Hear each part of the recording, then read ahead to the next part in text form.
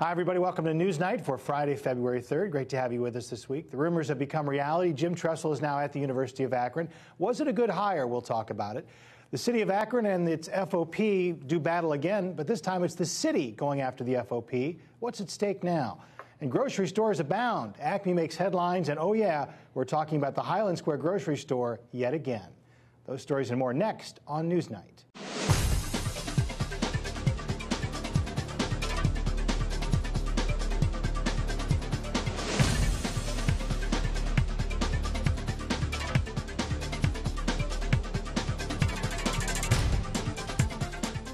Hi, everybody. I'm Eric Mansfield. Great discussion this week, so let's meet our panel. Ed Esposito joins us this week from WAKR. Great to see Phil Trexler here this week from the Akron Beacon-Journal. And always good to see freelance contributor and journalist Jody Miller. And I got to ask the first question of Jim Tressel yesterday, but I couldn't believe we were standing in an academic building, not at the athletic complex. Hard to believe that he's standing there, and I'm still trying to take in what the real impact is going to be off the university. What do you guys think? I think it's great. Jody? I'm going to surprise all of you, but with a few reservations, which I will talk about, I think it's great too. I really do. Wow. Okay, shock. Mm-hmm. No, this is a man who I was very surprised by the video that I watched of the press conference. He seemed much more humbled than I had ever seen this man before. That said, the reservations I have are paying $200,000 to not a professor, but he's going to be vice president of strategic engagement. And I will admit up front that I don't think President Luis Proenza has made a bad move in the years he's been at the university. And I think it's a plus for the university. I think it will raise the profile. I think Mr. Tressel has an extraordinary ability to engage the community. I think he is at heart a coach, but it doesn't necessarily have to be a coach of football. I think he can, in raising the profile of the university, bring in more people, more students, more money, obviously, and it's like he's been given another chance, and I think it could be a win-win for everybody. So what are your reservations? My reservations are I don't like the fact that universities have a tendency to spend an awful lot of money, and Akron U is no exception, for people who are not necessarily engaged in teaching students. Recently, the university has spent, I think it's almost $840,000 for a variety of vice presidents in marketing, in PR, and now in strategic engagement. So I have a reservation about that when professors are not necessarily as paid as well as I would like them to be. My other reservation would be in terms of football, and I think that for Terry Bowden, who was recently named football coach, I think Jim Tressel can be, I hope he's not a distraction, because I think the football program needs to be just Terry Bowden. And I think Jim Tressel needs to separate himself from football. He's got another obligation, he's got another responsibility here, and I think while he may help with his name in terms of maybe attracting students to the university, I think he needs to remain separate from football. He says he would. You believe him? Sure I do. What Jody said. Just screwed up this segment, didn't I? Let me add, we had Dr. Proenza on the air this morning talking about this. It's interesting, the point about the distraction. I don't know if that's going to happen. I really get the sense that Tressel kind of wants to move on to next chapter, and next chapter isn't necessarily football. It's more about a legacy. And you were there yesterday, but people heard him talk about his legacy and kind of seeing a bigger world picture. I think it's important to remember at the time when he was at Youngstown State, people would call him senator or governor or congressman because they wanted him to run for political office at the time. So I think that shows, to Jody's point, I think that recognizes the guy has some leadership ability. And is it just something that's inside the confines of a stadium, or is it something that's bigger than, broader than that? I think you have to give props to the University of Akron administration, to Proenza himself, who kind of sees a bigger picture and understands the splash. I know there are a lot of naysayers out there that shake their head and say, how can they pay this one $250,000, or how can they pay that $200,000? The fact of the matter is, if you want to make the University of Akron a major player or a major college institution, you got to have salespeople out there to make the pitch. This was the argument in terms of having Jerry Faust kind of do that. Didn't work out the way they wanted to, but at least they tried. at least they said, let's put it out there and let's see if we can do this. Bringing in Terry Bowden, I think, was a good choice. But again, time tells. You don't know whether a coach is going to win or lose. I like the fact that in his first, signing day, he did have more kids from Akron, from the area, and local kids, and looked at doing that. I think Tressel brings an interesting component of leadership at a different level than we've seen before. It's a move against the parochial wisdom, which is the wisdom that says, how can you pay this guy $200,000? That's limiting. I think it goes beyond that. First off, talking about the football team, you can't go near it. He's essentially banned from any contact with football for 5 years. For 5 years, because he resigned in disgrace at Ohio State. Ohio loves Jim Tressel. I think they've kind of forgotten the damage that he did to the Ohio State program. No, we didn't forget. We just forgave. We forgave already. All right. This is all about money. Proenza said it yesterday. It's an investment in the university, and that's fine. That's great. He's going to bring in a lot of money. That $200,000 will be eclipsed by probably the tens of thousands or hundreds of thousands of dollars that he's going to bring into the university. A lot of folks are upset, though, again, about the cost. I mean, they have spent $1 million in the last couple months just on 2 coaches, 2 PR guys, and Tressel now. In the meantime, their graduation rate is woefully low. Students are paying $20,000 a year to go to a state university. Where does it end? Where does it stop? I don't think Tressel's going to translate into lower tuition. He's going to translate into a downtown arena, probably. And that's great for the university, but a lot of folks are upset about the fact that here they are, they're spending a lot of money, and it doesn't translate necessarily into better students who are graduating or controlling the costs that Proenza talks about all the time when it comes to unionization. But before you can give a good education, you've got to have good buildings, good campus, a good program to offer that. You have to have good faculty. And as part of the plan to develop that, they've set a goal of raising $500 million. So if you can invest in a guy that is only going to cost you $200,000 to go out and be the speaker and be the glad hand that helps you raise $500 million. Wouldn't most universities do that? Well, but exactly. But you're making that argument that $200,000 translates into $500 million, and it's not that. I mean, to Phil's point, it's not just Tressel that's going to go out and raise $500 million. It's Tressel and the overall look at the university and other things that are being spent in the university. I mean, you raise $500 million. It's going to take more than just hiring some guy at $200,000. Right. Well, a year ago, Tressel's making $3 million a year at Ohio State. He's that suit at the fine store that you couldn't afford. Now you can get him on the clearance rack at Gabriel Brothers, and they got him cheap, and he's going to translate into a lot of money. But did you just compare the university to Gabriel Brothers? No. The signing of Tressel is a clearance rack sale at Gabriel Brothers. $200,000 for Jim Tressel is a good buy. One thing I did notice, he's wearing yesterday at the press conference this gold zippy tie. Kangaroos, that clearly they had just given to him. Later in the day, he's speaking in Berea. That tie's gone. Now, I didn't quite understand that. It was odd to see him in a blue coat and a yellow tie, but literally hours later, he changed back into what he wore earlier. Maybe he spilled coffee on it and had to change. No, the tie, he's on stage. I mean, this is a show. It's a show of support. I mean, it's the kind of thing that all of us pointed out. Gee, is he wearing a vest or is he not wearing a vest? Is he the vest anymore? He's not. Proenza made the point this is an investment. And so, is this an investment? It's one of those time will tell investments. Do you raise the profile of the University of Akron where you can attract more faculty because maybe you have more money to spend because maybe the athletics program and they start filling seats in the stadium because Terry Bowden is successful? I do know that the landscape for learning was a $300-400 million investment in remaking the campus.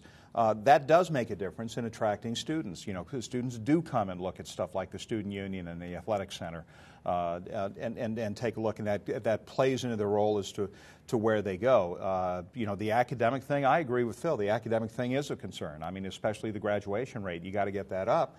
I do think their vision for the future talks a lot about getting that number up, but also doing it through hiring more faculty. So the next part of the equation is like, okay, you did the most high-profile things, which are the football program. Do you do the parts that go directly to academics? How do you make the University of Akron more attractive toward an engineering superstar who might look at MIT or Purdue? And instead you try and get them to look at Akron. Well, and that was the whole point. That's one of the components, I think, of Mr. Tressel's hire, and one of the components of the Akron 2020 or the Akron University 2020 plan is the increase in the enrollment at the university. And if by raising the profile of the university, you you have that top-tiered engineering student looking here rather than at MIT, even considering it. I mean, when you come here, this university sells itself in a lot of respects. You know, it's the campus, like you said, is absolutely amazing compared to what it used to be. You know, and the kinds of opportunities that they offer, particularly local students who come here. It's I think just a win-win. And if it does attract more students by raising the profile of the university, and the other thing is, if you'll notice, as vice president of strategic engagement, part of that job title and responsibilities had to do with coaching students. But when does the fiscal restraint come into play here? You know, he's spending money over and over again, $1 million in the last couple of months, as if it's nothing. And that's, I think, troubles a lot of the people, particularly the professors, who see, this free spending of money. There's David James from the public schools sitting there in the front row of the press conference. He must have been drooling at the possibility. Could you imagine if David James had the free use of public money the way that the University of Akron does?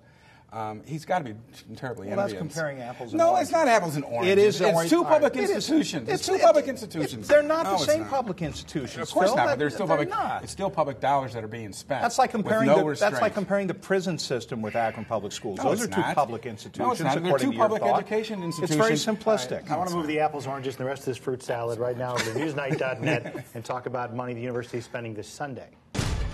For more NewsNight content, including extended discussions, full interviews, and the chance to speak your mind about the issues, join us online at newsnight.net. It has been much like a soap opera in recent years, the FOP and the city of Akron doing battle. This time around, it's the city of Akron going after the FOP. Phil, the Beacon called this a bizarre lawsuit. What is so no, bizarre? the Beacon didn't call it bizarre. The lawyer for the FOP called it bizarre. The quote in the Beacon called Yes. it bizarre. Why so bizarre? What's at stake here? A little background here. They're doing a reorganization at APD. They have 400 officers, and they don't have enough people on the patrol. They're trying to create, manage their resources as best as possible. So they meet Thursday night with the police chief, Tuesday night with the police chief to talk about this reorg plan. According to the union, it was a great meeting. Everybody's happy. They leave there. The following day, the next day, they get slapped with this unfair labor complaint, basically telling FOP President Paul Helinski to stifle it. You're talking too much on Facebook and criticizing the negotiations for this reorganization. It really ticked off. It really is bizarre. It is bizarre that you get one day you're meeting with these folks. Meanwhile, this labor complaint's in the mail, and no one mentions it during this meeting. They get blindsided by the next day. Everyone's livid. The attorney for the union's livid. Helinski's livid. Talks about no more being able to trust anybody there, and like they did to begin with. Well, apparently they said it was the greatest meeting they ever had with the city. Did the chief know this lawsuit was coming? I don't know. Oh, it's not a lawsuit. It's not a lawsuit. It's a It's complaint. an unfair labor practice complaint. Right, but it's a jab. It's a jab, and the union's offended by it, particularly when they felt that they were, negotiating in good faith. I still have to go back and say this. Look at the results of the way all this played out last year. And it's just, I think this is typical of the same type of tactics that you saw out of the administration last year. The mayor's making it personal. I'll just go ahead and say that because I don't What think does he have this. to gain by making it personal here, though? They're trying to get the union to play along. There's nothing he can gain by making it personal, but it's just this is the tenor of the mayor of Akron who just jab. I don't think it has anything to do with trying to get the union to play along. If you were trying to get the union to sign on to something, you would have held these meetings like they did, and both sides would have come out and say, I feel pretty good about this. That's what Phil says it sounded like they did. You would have had grassroots support for the shift changes they want to make, the reallocation that they want to make. I mean, this is the same administration that said it wasn't a manpower problem. It was others, and now the administration is basically saying we have a manpower problem. Mm-hmm. Let's go back and look at this. Look back to last year and the last half of the year before that. At almost every place, the city got its head handed to it. Mm-hmm. In terms of contract talks, in terms of unfair labor practice and all this stuff. I'll go out on a limb and predict here that CERB is just basically going to treat this like it is. It's games. It's about positioning. It's about, putting the stick in. It's about, doing a jab. It's about making yourself feel good because you said something bad about the other guy. Chief Nice doesn't want to play games, though. He wants to get something done. I don't think he does. And I mean, that's the impression the FOP has, too. Their observation was the chief got thrown under the bus by his own boss. Yeah. The mayor runs the show. And I think there are times when Mayor Plisqualik chooses to do things which are personal in nature, which are aggressive, argumentative, positioning types of things. And rather than think in terms of the long term, you know, it's like, okay, let's do this because we can. Not because it's the right thing to do, not because it's going to help negotiations in the long run, because it's not. I agree with Ed. It's all about positioning. It's about doing this, but in the meantime, it's like he's looking at an opportunity here that he can seize and jab at them without seeing the bigger picture of maybe it would be better if they just sat down at the table and came away from a meeting where they could all agree on things. If they sat down in good faith, Phil, what sense does it make to jab them on the way out the door? Well, that's the thing that makes it so bizarre, is that it doesn't make any sense. It seemed as though the talks were amicable. Talking to Helinski, he said that the chief would mention something about a possible change, and then at the same breath, the chief would recognize the contract and the collective bargaining agreement and how that would impact this proposed change. So they were talking about compromises, and the union is ticked off that the city is holding over the head this favorable shift schedule where the officers work 4 days and are off 2. Mm-hmm. The men love it. The men and women of the force love it. And the city is constantly threatening to pull that off and use it as a bargaining tool. And it infuriates the union that this is going on. They made this shift change last summer to accommodate the summer staffing. It's something that the union wants to keep, and the city is dangling it, and it's not helping the negotiations. You know what you heard time and time and time again, and you correct me if I'm wrong, or if the two of you didn't hear the same thing, is during all the furor of last year and even into half the year before that, what you would hear time and time again was that the negotiators would get in a room, they'd spend marathon times talking about something, they thought they had something work out, everybody was on it, then the city negotiators would walk outside, make a phone call, come back in and said, we can't do this. It's because the one person who needed to be in the room to say, yes, no, I want to do this, was, he wasn't there. He was wasn't pulling there. strings from behind the scenes. Well, it's kind of, which is, again, it's games, it's positioning, it's just it's politics, and it's personal politics. Well, speaking of cops and courts, I did want to touch on a story that Phil covered earlier this week. An 80-year-old man ends up booked into the Summit County Jail for a charge that he didn't know existed. How does this happen? I guess it happens when There's orders a failure to communicate. Yeah, what we have here is a failure to communicate, and it's bizarre. Judge Paul Gallagher ordered a hearing for a guy in a civil lawsuit matter. Apparently, the judge's staff didn't make the contact with the man's attorney. Therefore, the judge was ticked off that they failed to show for this hearing, and then Judge Gallagher put out this arrest warrant for this 80-year-old man, and it was out there for 8 months, and all of a sudden the guy gets into a little fender bender while he's out trying to buy wood glue for a project at home, and there's a bench warrant. And there's a bench warrant. So this guy's handcuffed and booked into the county jail, and meanwhile his family is all up in arms that here's our father. And which police agency brought him in?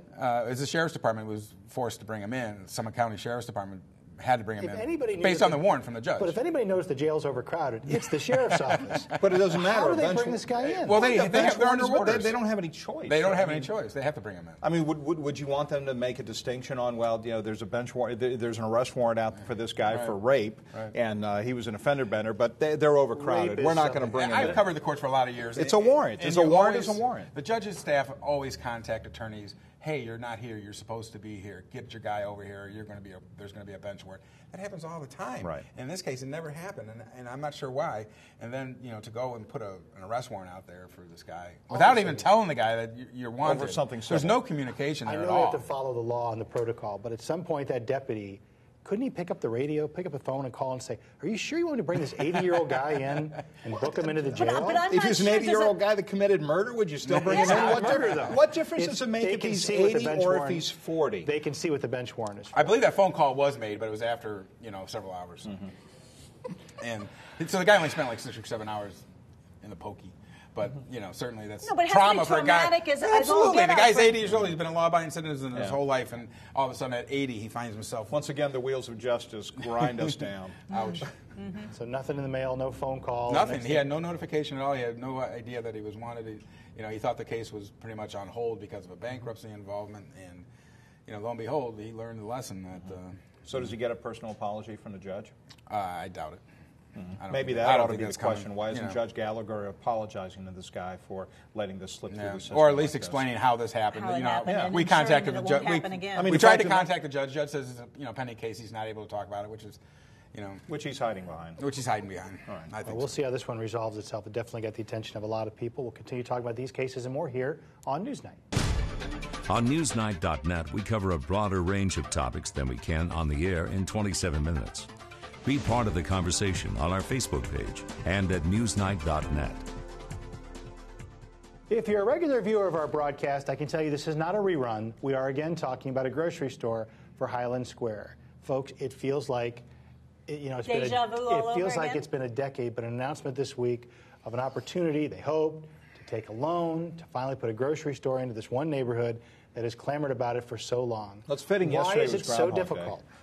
Yes. You're right. You're right. Why is it so difficult to put a grocery store in one neighborhood? You know what? Money. We go back to Phil's point about money. It's going to be a smaller grocery store. So originally, when the Sparkle Market, I think it was called, went down, the city had assured the Highland Square community that there would in fact be another grocery store. But it was Albrecht at the time who I think had the option for the grocery store. And they came after many, many years to the conclusion that it could not be financially viable. Don't forget they've got Acme number 1 just down the street from where this was going to be. But the size of the grocery store and the projections they had the margins not working out. So then it was kind of put on a back burner, and then now all of a sudden within the past, a year and a half, I think, the city put out an RFP, a request for proposals, and got several smaller local grocers interested in putting a store there. The people who were awarded this, if you want to call it an award, happened to be the people the neighbor's family, who are instrumental in the mustard seed market, So they're going to do it, but in the meantime, you've got to build a store. You've got to build the facility to put the grocery store in there. And the city has suddenly this week decided that they're going to try to get, I think it's a HUD grant, for more than $3 million to construct the building to put the store in. The neighborhood has clamored for it. The city has promised it. I hope I'm still alive when it finally does go up. I hope they don't build it. No. I do. Why? Let's just have someone put a dose of common sense in here that everyone else who's looked at this, who actually runs a grocery store, puts in there.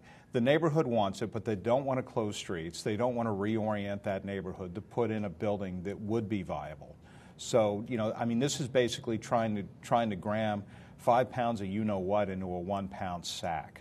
The fact of the matter is, if it were viable to put a grocery store in there, Steve Albrecht would have done it. He's in the business of making money with grocery stores.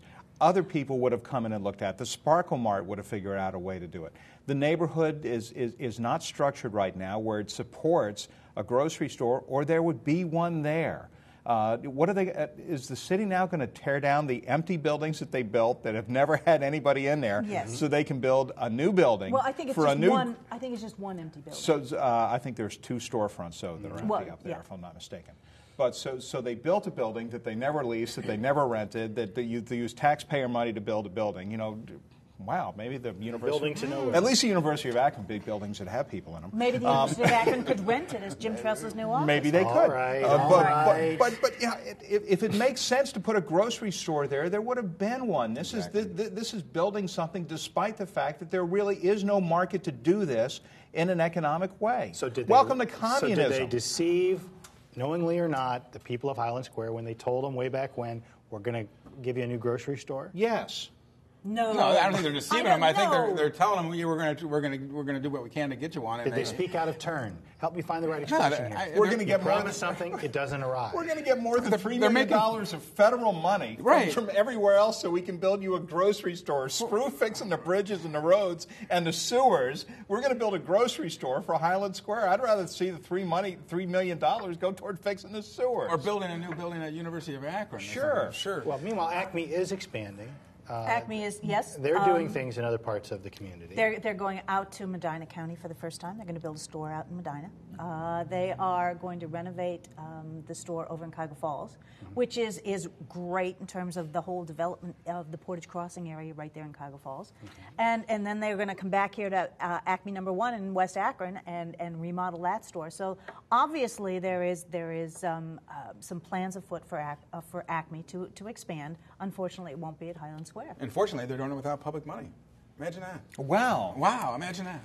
I want to What go a back to thought. Highland Square, though. I mean, the people there, it is a walkable community. It's an eclectic community. It's a community that has clamored for more than 10 years now, I think, for a grocery store. And the city did come out and say, when we take down and renovate this entire area and take down your Sparkle Market, we will get you a grocery store. There has got to be a way, and I think the neighbors who have signed on have proven that there will be a way to make a grocery store viable in that neighborhood.